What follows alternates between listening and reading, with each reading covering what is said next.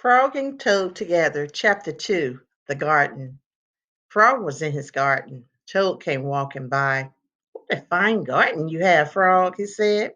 Yes, said Frog, it is very nice, but it was hard work. I wish I had a garden, said Toad. Here's some flower seeds. Plant them in the ground, said Frog, and soon you will have a garden. How soon? asked Toad. Quite soon, said Frog. Toad ran home. He planted the flower seeds. Now, seeds, said Toad, start growing. Toad walked up and down a few times. The seeds did not start to grow.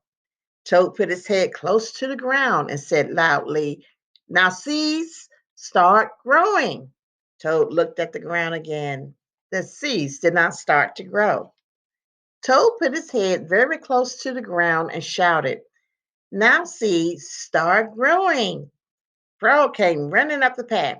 What is all this noise? He asked. My seeds will not grow, said Toad. You are shouting too much, said Frog.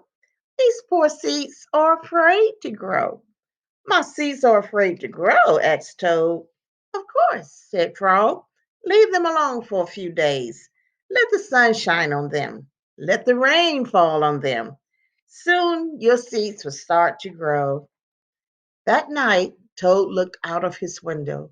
Drat, said Toad. My seeds have not started to grow. They must be afraid of the dark. Toad went out to his garden with some candles. I will read the seeds a story, said Toad. Then they would not be afraid. Toad read a long story to his seeds. All the next day, Toad sang songs to his seeds, and all the next day, Toad read poems to his seeds, and all the next day, Toad played music for his seeds. Toad looked at the ground. The seeds still did not start to grow. What should I do? Cried Toad.